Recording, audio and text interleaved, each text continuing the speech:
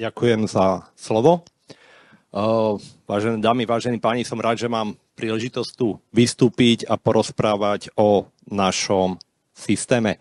Nebude to o paragrafoch, nie že by sme boli dohodnutí, naozaj tam nemám žiaden paragraf. Bude to skôr taká odľahčená verzia o nejakej vízii, kam by sme s tým softvérom mali sa dostať v určitom čase. Moje meno je Jozef Turóci, po obchodnej stránke sa venujem systému Domus spoločnosti Anasoft. Domus je názov informačného systému, ktorý je určený pre správu bytov. Ja by som na začiatku ukázal tú víziu a potom by som prešiel jednotlivými krokmi.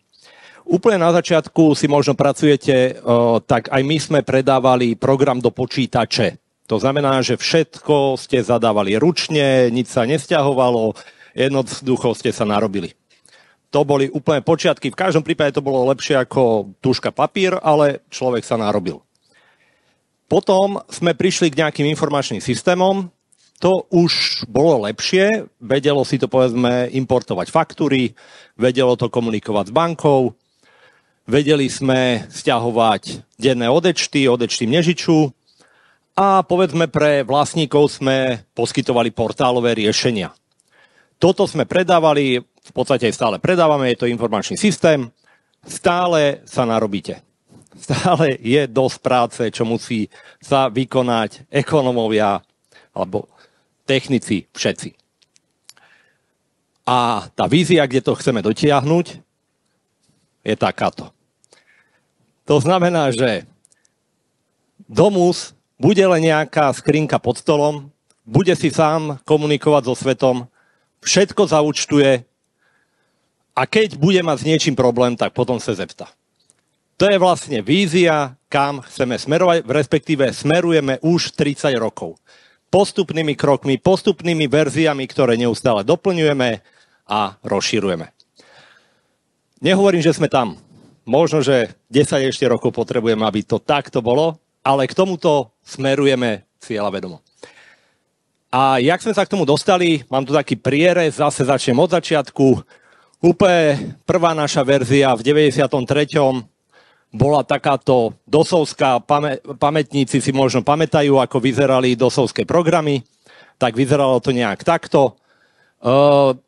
Obrazovky sa nám už nezachovali, tak ja som len vytiahol nejakú obrazovku z nejakého nemeckého softvéru, že takto to vyzeralo.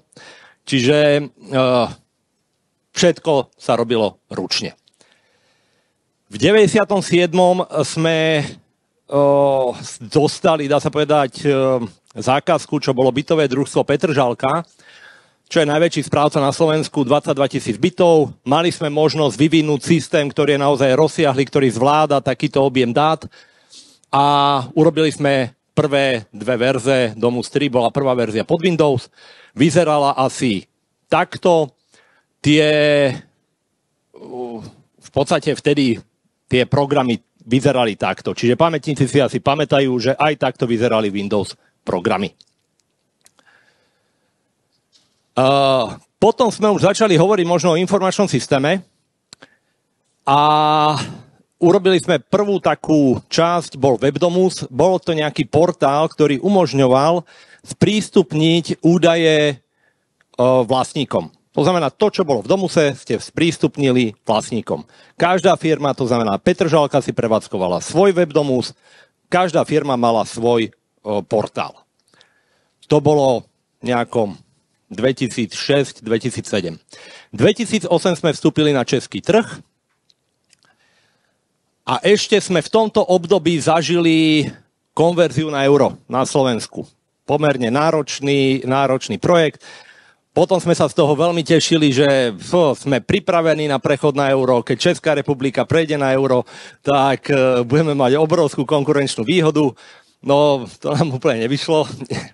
Mám pocit, že ani neplánuje Česká republika prejsť na euro, ale nevadí. Takže sme mali, to je len taká perlička, že sme teda euro pripravení. Potom taký prechod bol Domus 8, keď sme prišli s mnohými vylepšeniami. Jedno vylepšenie bolo, že sme zrušili Webdomus.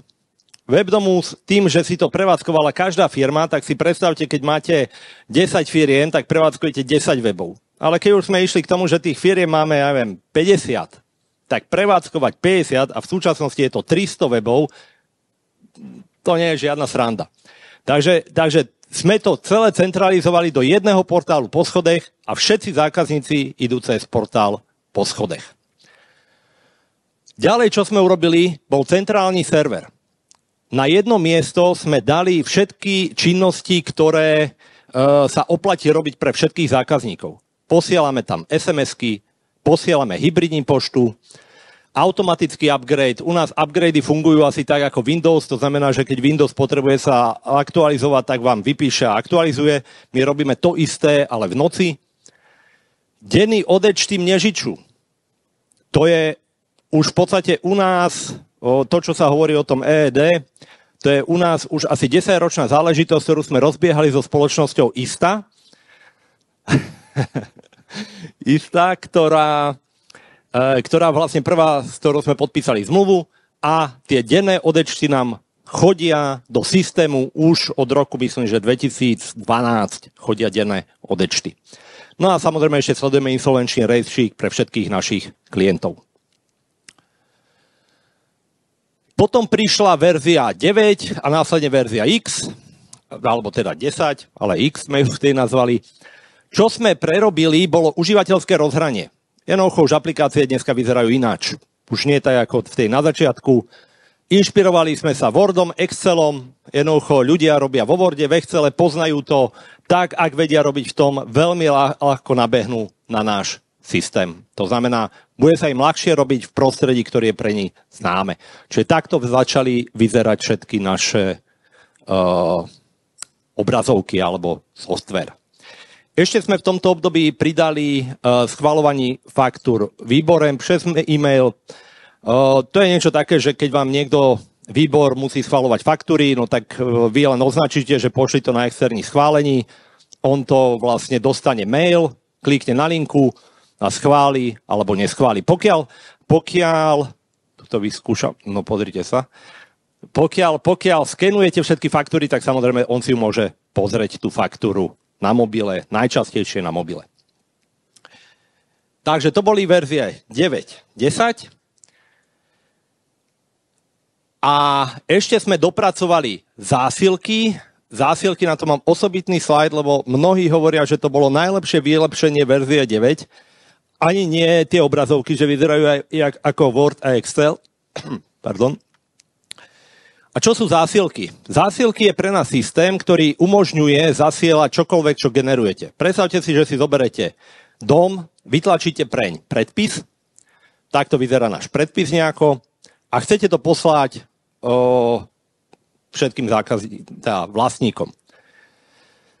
Tlačíte zásielky, on identifikuje, že je tu 24 nalezených adresátov, je to 24 bitov, z toho 18 má známu adresu a jeden dokonca má datovú schránku. Môže to byť firma, môže to byť fyzická osoba, ktorá má naozaj datovú schránku. No a ten zvyšok tých 5 nechcú mailom, tým doručujete normálne. Ako náhle kliknete na odoslať, v tom momente mi odíde 18 e-mailov, jedna správa do datovej schránky a 5 kusov tu mám vybraté, že to neposielam na tiskárnu.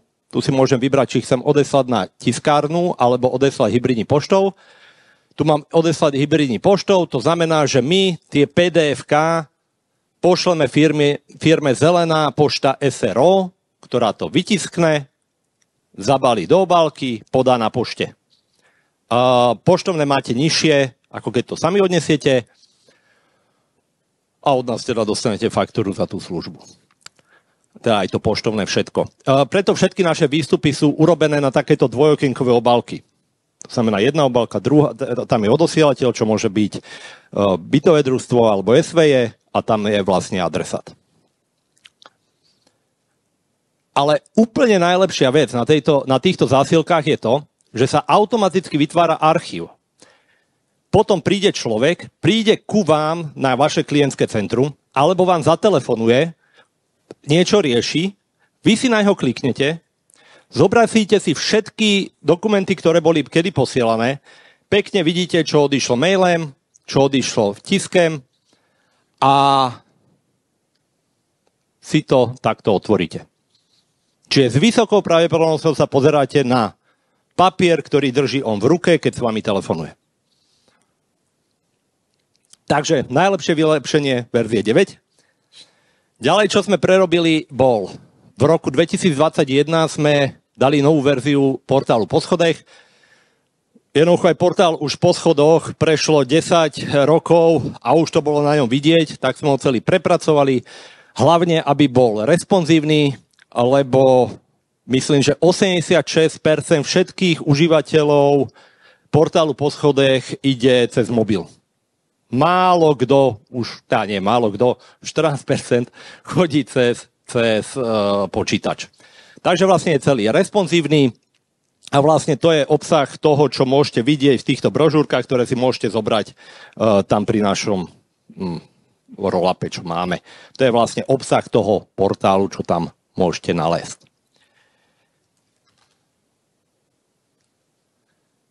No a teraz sa dostávam k verzii 11, ktorú sme nasadili 1.1.2023. My tie verzie nasadzujeme pomerne rýchlo, lebo my nikdy neudržujeme jednu verziu dlho. Do 3 mesiacov všetci klienti majú novú verziu. Udržovať 2 verzie je veľmi drahé, preto to robíme veľmi rýchlo, nasadíme nové verze. Takže vlastne dneska už ju majú všetci. Nechcem hovoriť, že to je automat, preto som tam dal poloautomat, lebo zase každá tá verzia priniesie nejaké také kroky, ktoré nás k tomu nášmu cieľu, k tej vízii približujú. Tu nás sme dopracovali otevřené bankovníctví. To je niečo také, na základe nejakej smernice sa banky museli otvoriť svetu. Tu je možno prvýkrát spomenutý ani nie paragraf, ale smernica. To znamená, Európska únia ich donútila otvoriť sa svetu. A bežne teraz, alebo tak, ako fungujete. Fungujete tak, že prídete do práce, spojíte sa, spustíte home banking, multicash alebo niečo, stiahnete bankovní výpisy, spustíte účetníctví a naimportujete. To je bežná prax, ktorú robíte, trvá vám to hodinku, povedzme, každý deň, každé ráno. A toto vám umožní to, že váš server tu pod stolom sa zobudí o 6:00, spojí sa s bankou, stiahne všetky výpisy, spustí automatické párovanie, vy prijete do práce a už viete, kto zaplatil, kto nezaplatil. Inými slovami, máte čas na rannú kávu. Toto nám zatiaľ funguje pre Českú sporiteľňu, ČSOB, FIObanku a v príprave máme Komerční banku, Raiffeisen a Airbank. Ono to súvisí s tým, že tu PSD2 musí podporovať daná banka. Čiže nevieme to urobiť pre všetkých, musí to najskôr banka podporovať. Takže vlastne toto bolo pridané. Potom sme pridali inteligentní párovaní. To je zase niečo také, že máte... Keď sa urobí automatické párovanie, keď nedojde k zhode variabilných symbolov, tak vlastne musíte tam vojsť a opraviť to. A určite máte prípady, že niekto neuvádza variabilný symbol, uvádza stále iný variabilný symbol a vy každý mesiac ho tam chodíte a opravujete. Tak my sme tam pridali taký opakujúci sa, učiaci sa mechanizmus, ktorý zistí, ako to vypárovala obsluha v minulosti. A keď zistí, ako to urobila, tak vlastne vám to označí. To znamená, použijete isté párovanie, preznali ich, uviedol variabilný symbol 88555, ale jeho je tento, čiže tento pohyb urobí za vás počítač sám. Zase sme mysleli na tie ekonomky, aby teda ten čas bol čo najdlhší na tú rannú kávu.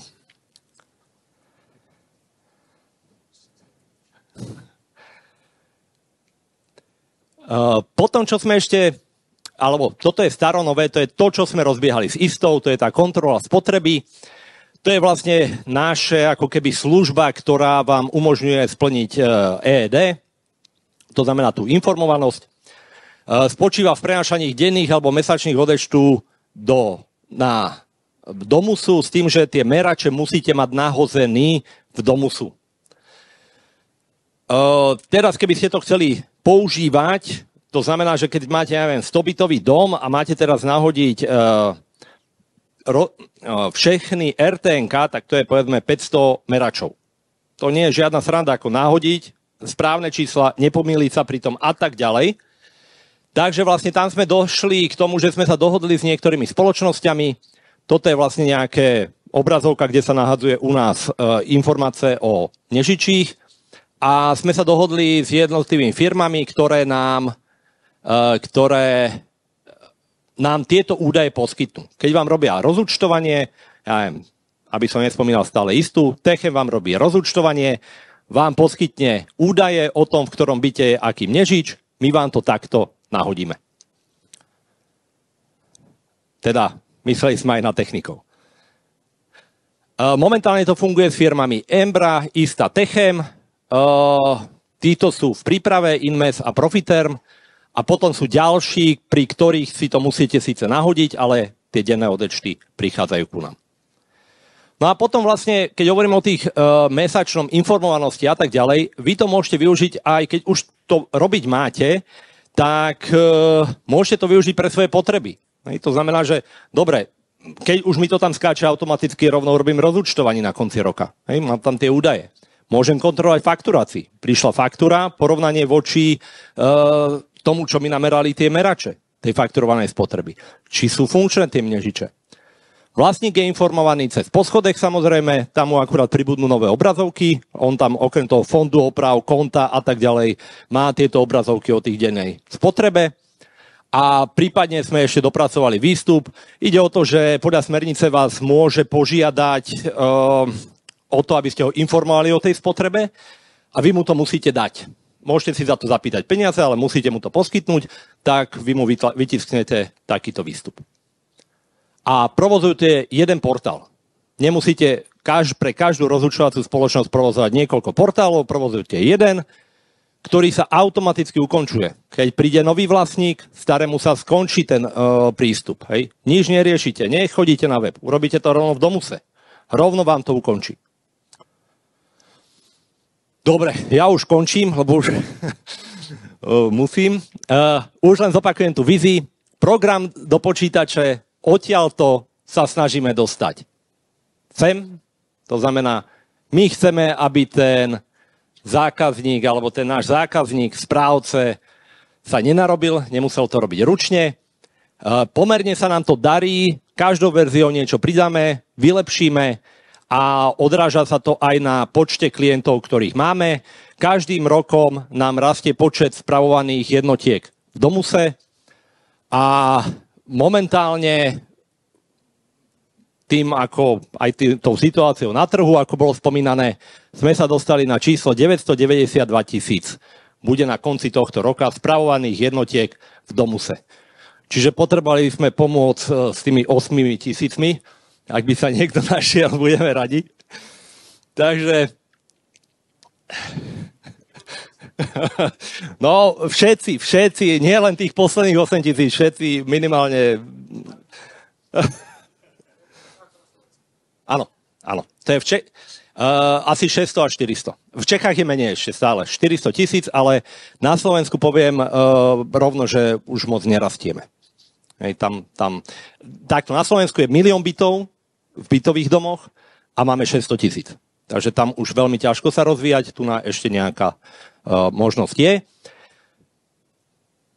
Dobre, a to je záver. Pokiaľ má niekto nejaké otázky na mňa, alebo chcel by takúto prezentácii urobiť, povedzme, u vás vo firme, veľmi radi prídeme, odprezentujeme, ukážeme systém dopodrobná, sme tu vlastne aj večer, alebo by nám chcel pomôcť tými miliónom, tak budem veľmi rád, keď sa zastavíte.